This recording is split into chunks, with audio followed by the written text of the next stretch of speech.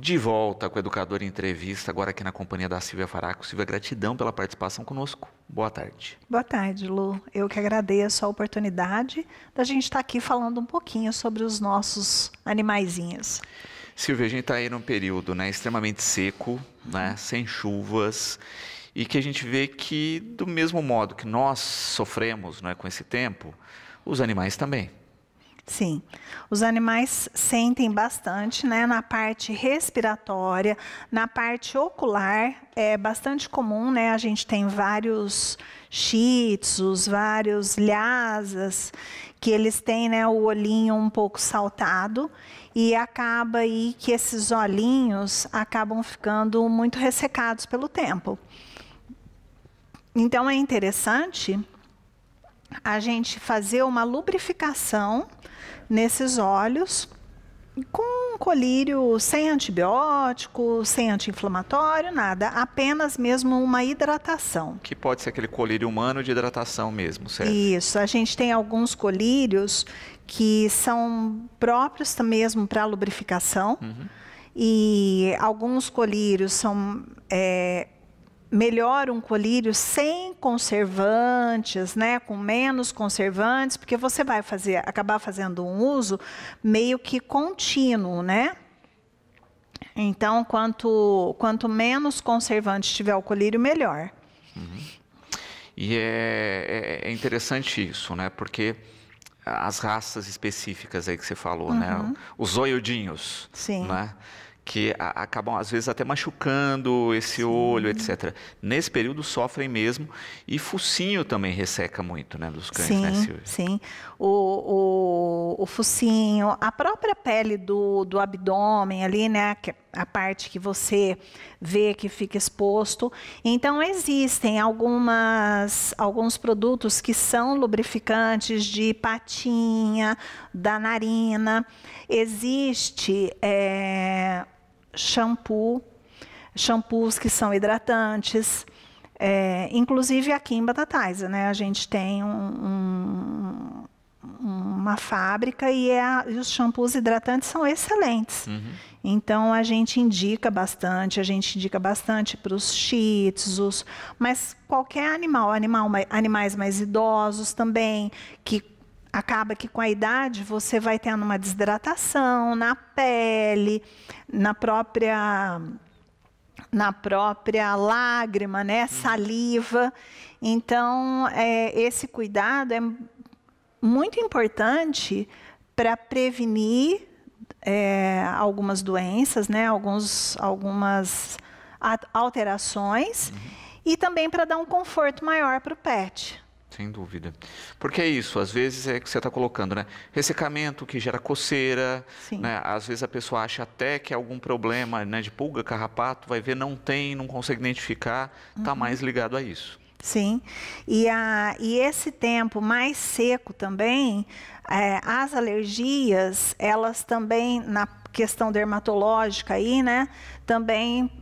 alguns animais, eles vão mesmo coçar mais por conta do próprio tempo seco, da proliferação de ácaros. Então, esses cuidados com a pele, porque no ser humano, né, geralmente, essa reação alérgica vai no sistema respiratório.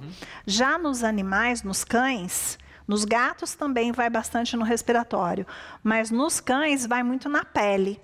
Então, esses shampoos hidratantes, outra coisa, às vezes a gente, né, também, e o animal, às vezes no inverno, ingere menos água, porque dá menos sede e tudo.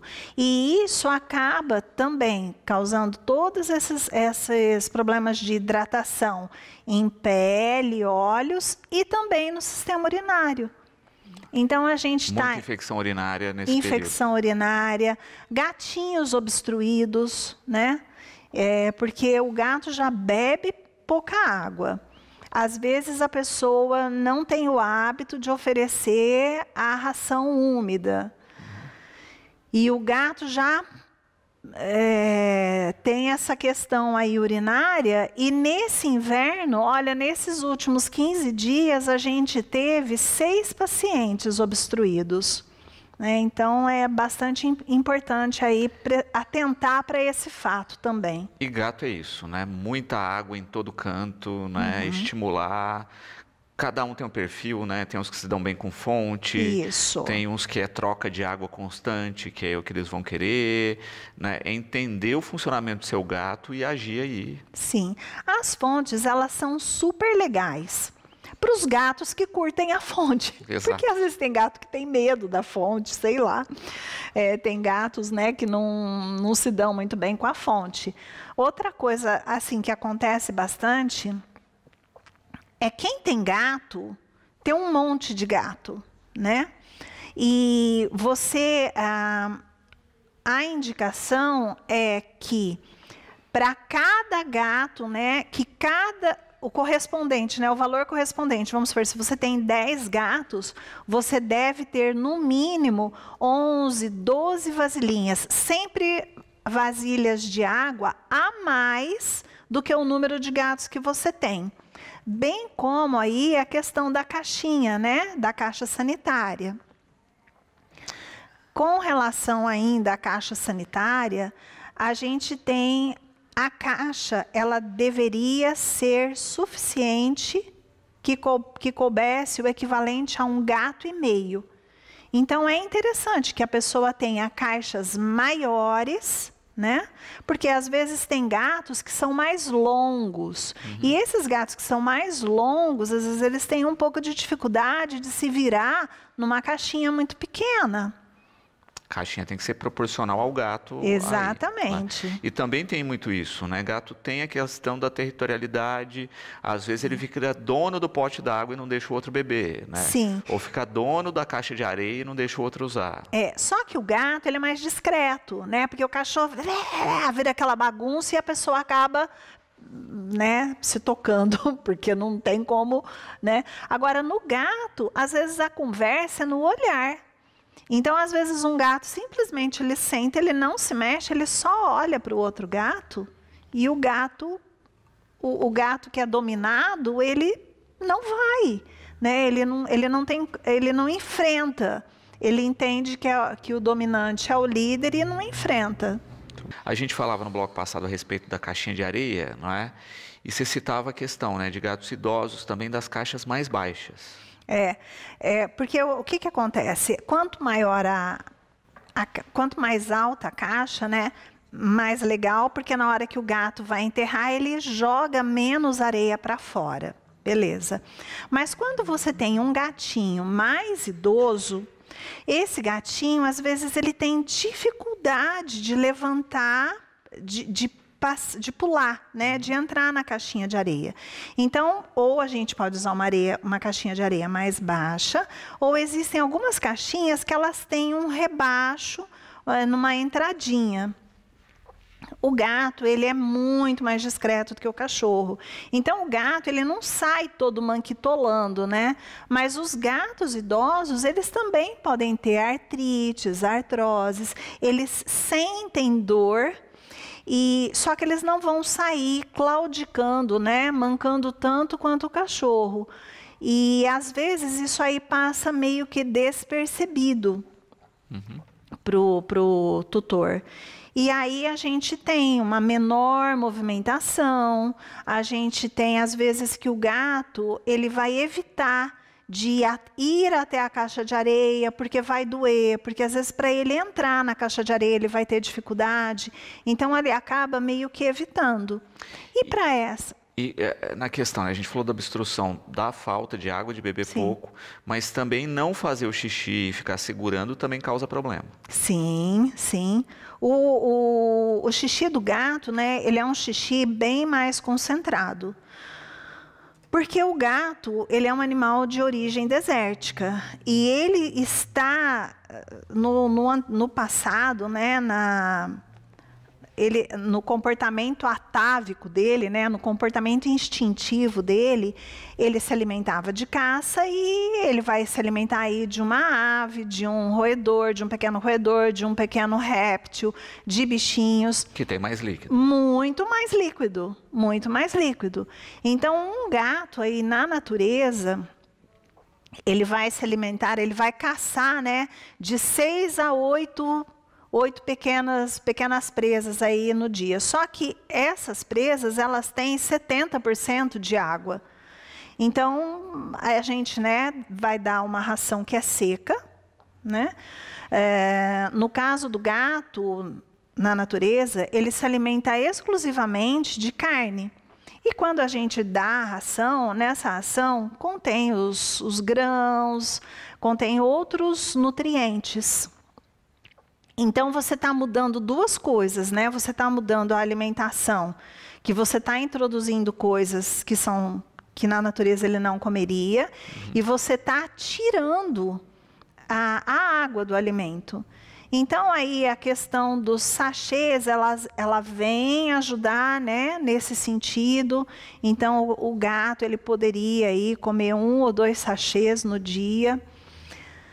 Existe a possibilidade da gente hidratar a ração seca, mas nem todo gato gosta disso. E lembrando que toda vez que você vai colocar o sachê, ou você vai molhar a ração seca, no verão, isso vai azedar com uma facilidade muito grande. Isso vai deteriorar.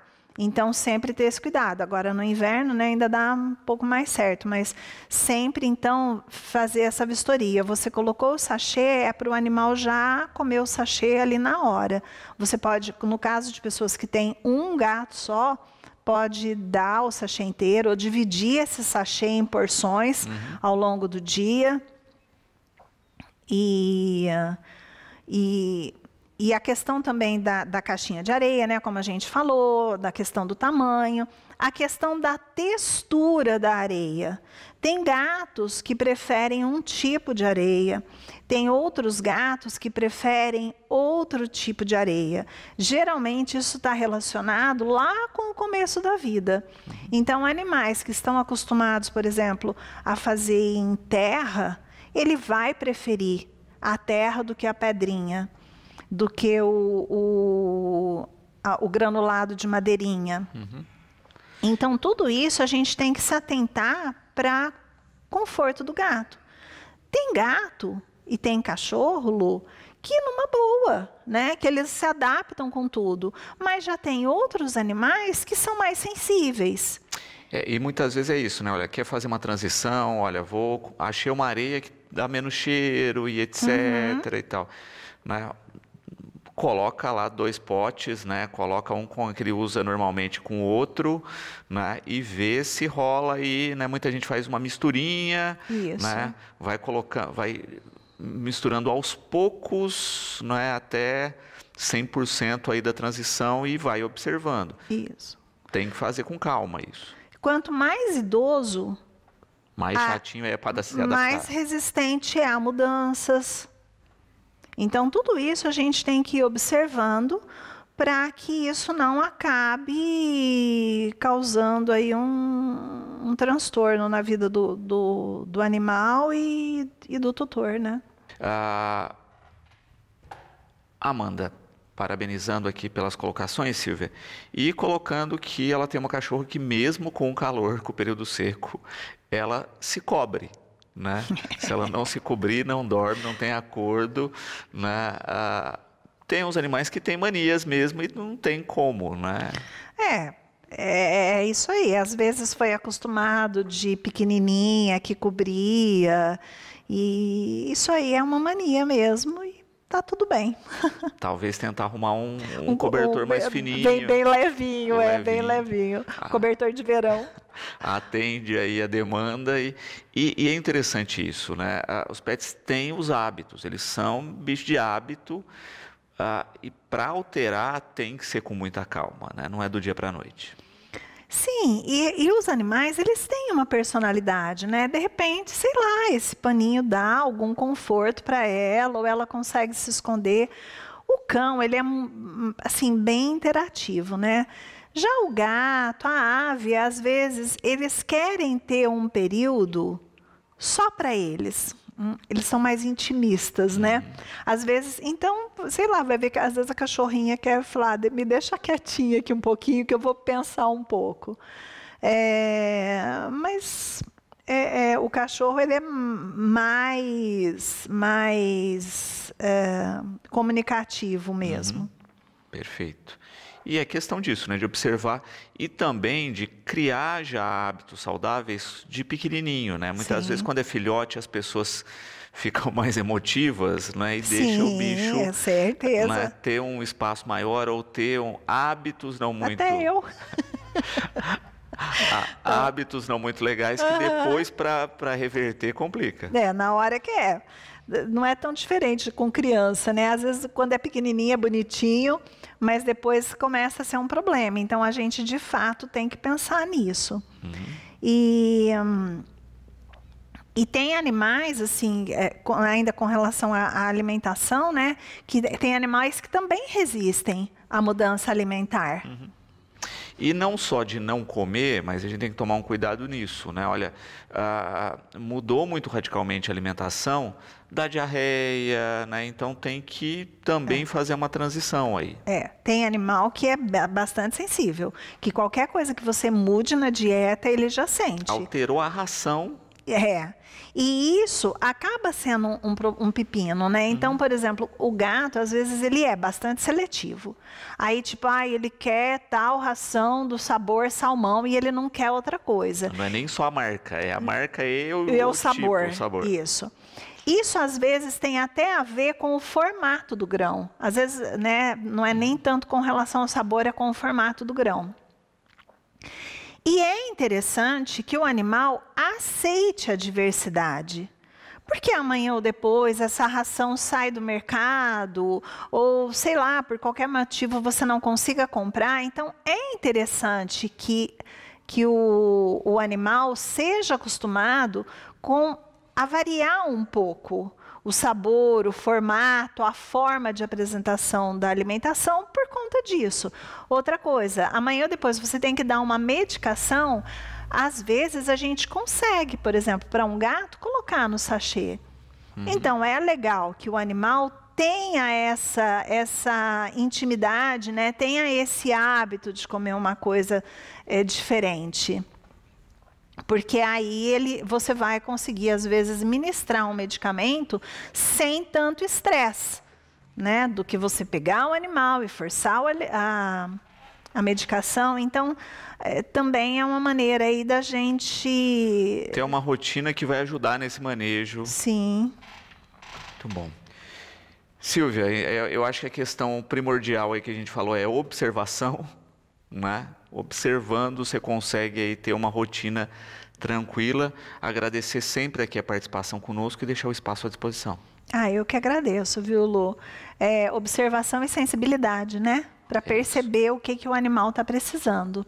Eu agradeço vocês, né, por essa oportunidade e uma boa tarde a todos.